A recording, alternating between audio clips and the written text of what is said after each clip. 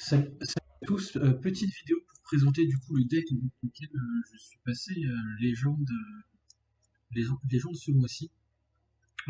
C'est plutôt un bon deck.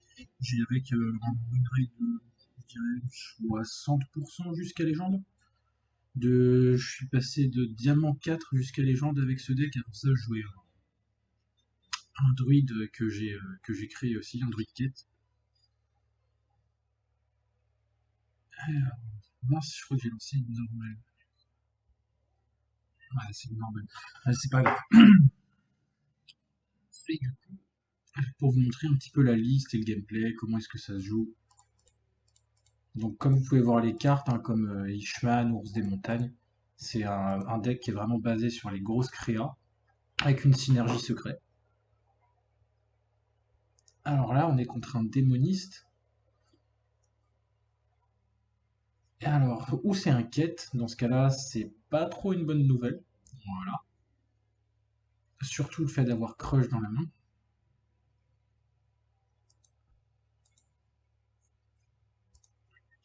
Parce que, en fait, j'ai les éleveurs sélectifs, cette carte-là. Je sais pas si vous voyez avec le tracker. Je sais pas si j'ai bien fait ça. Mais en gros, il y a moyen de copier des bêtes, et donc ensuite on essaye d'avoir plein de techniques de la meute. On essaye d'avoir plein de crush, et ensuite avec le Belluaire Léorox, on pose et on envoie trois rois crush dans la tête.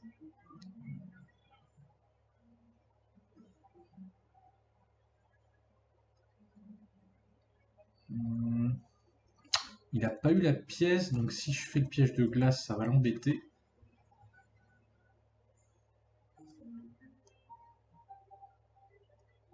Donc voilà, il y a cette nouvelle carte, le Fortin de Dunbaldar, qui est vraiment pas mal pour aller juste pour épurer le deck.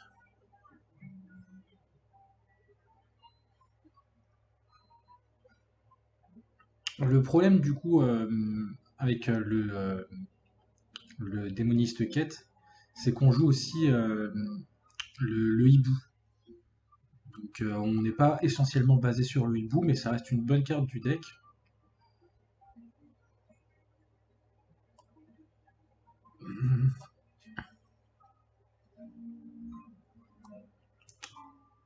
Il me reste combien? Il me reste deux secrets. Je vais rejouer le fortin pour piocher le reste.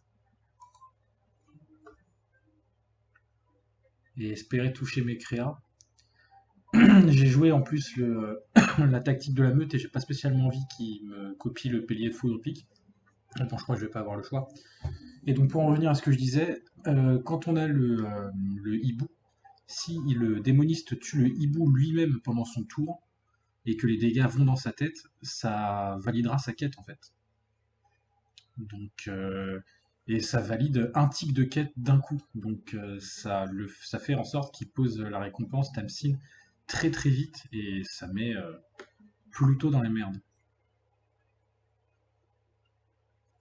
Alors que au contraire, contre un démoniste OTK hibou, là, étant donné qu'il a pas de quête et qu'on s'en fiche, on veut juste lui mettre des dégâts, c'est très bien d'avoir.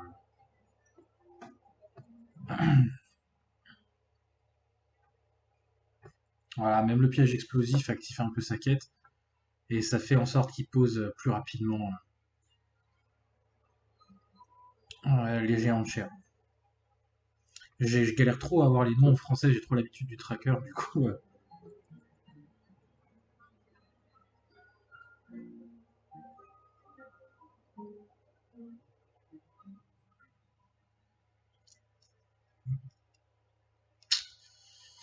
Alors j'ai Shando.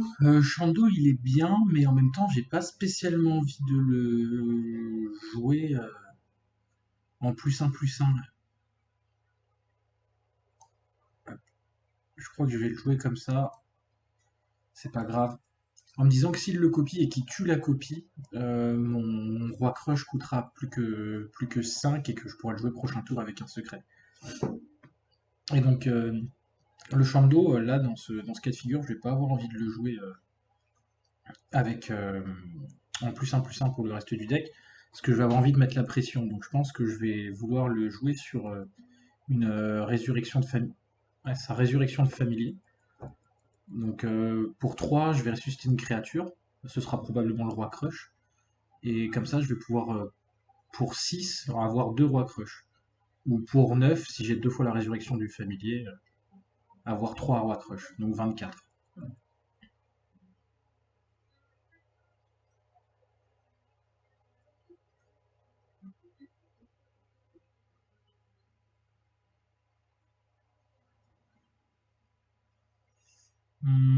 Il me l'a pas activé du coup.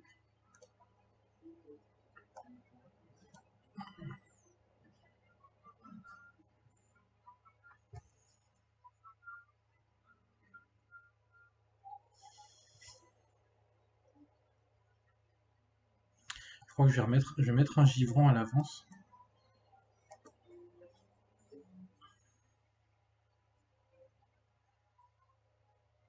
Au cas où il pose une bonne créature.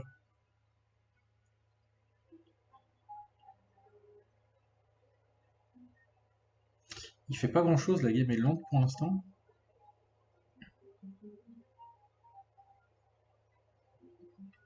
Donc voilà, en gros, contre tout ce qui va être un peu lent, on va surtout essayer de jouer avec des rois crush ou avec des hiboux si jamais il n'y a pas la quête. Et si jamais c'est un deck plutôt. Il joue le hibou, il joue la quête plus le hibou. Qu'est-ce que c'est que ces conneries?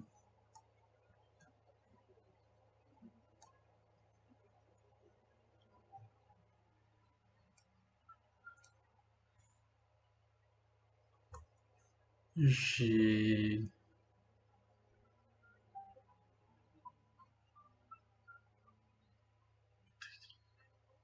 Je vais garder un coup d'arme, j'ai pas spécialement envie d'aller chercher un autre secret que ce que j'ai là.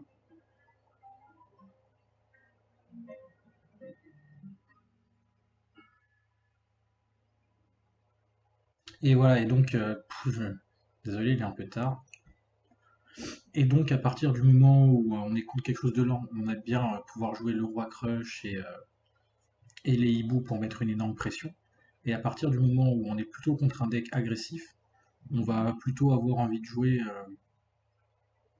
avec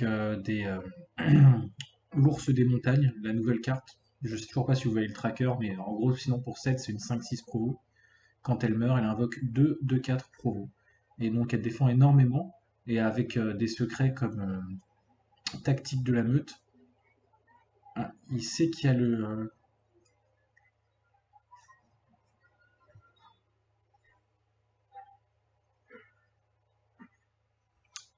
il sait qu'il y a le givrant, il tourne autour.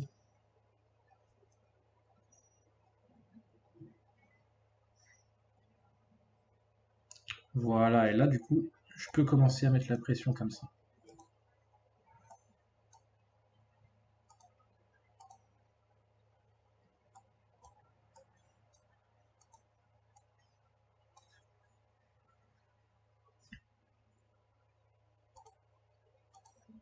Et ça bourre bien. Voilà, tour 8, on lui balance 2 rois crush dans la tête.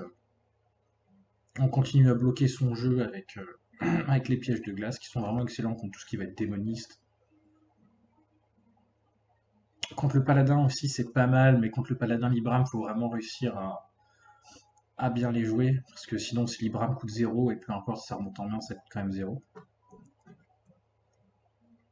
Et donc, quand on est contre-agressif, avec le piège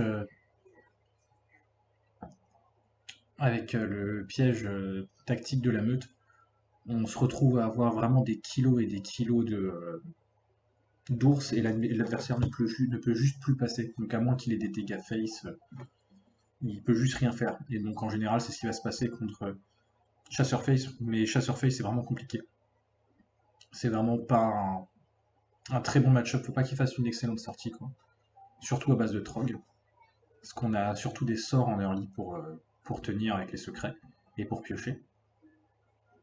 Et si on est contre. Hop, ça remonte, ça coûte 3. Donc il peut en jouer qu'un.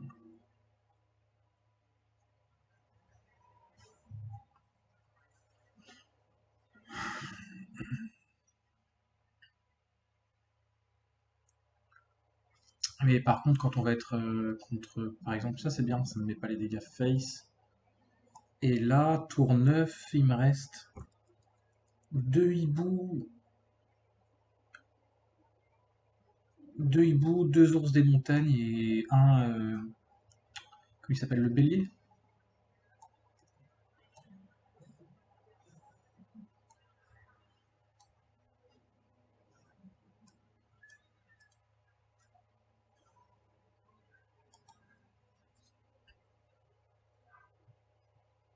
Et voilà, la carte qui fait vraiment un taf extraordinaire, le chef des quadrilles Ishman, il permet de mettre une énorme pression tout en cleanant le board et en plus d'épurer le deck. Voilà, là, j'ai sorti 4 cartes du deck, j'ai eu de la chance qu'il n'y ait pas le, euh, le bélier qui sorte parce que c'était la carte qui m'intéressait le moins. Par contre, mes deux éleveurs sélectifs auront vraiment été dans le fond du deck, donc ils m'auront servi à rien du tout. J'ai pas envie de ça, j'aurais même pas spécialement envie de les récupérer, enfin de les jouer pour récupérer des béliers en plus. Donc voilà, il y a ce plan-là. Euh, et une fois que toutes ces grosses créatures sont mortes, on va avoir les joyaux de Enzot pour récupérer encore et encore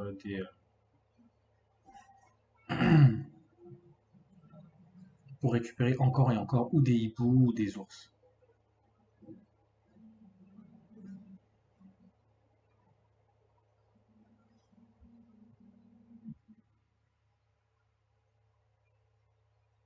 Dans la tête, ça c'est pas de chance. J'aurais pu avoir le létal là-dessus.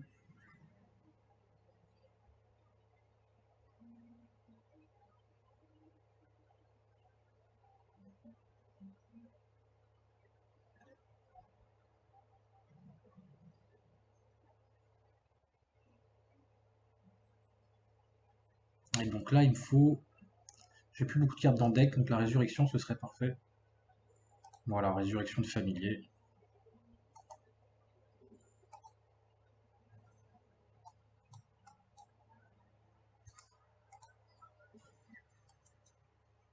Voilà, c'est simple, c'est efficace.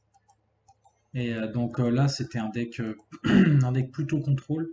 Contre aggro, c'est pas le même plan de jeu. On part vraiment sur le fait de faire un mur énorme avec les ours. Et de ressusciter des ours. On peut en ressusciter.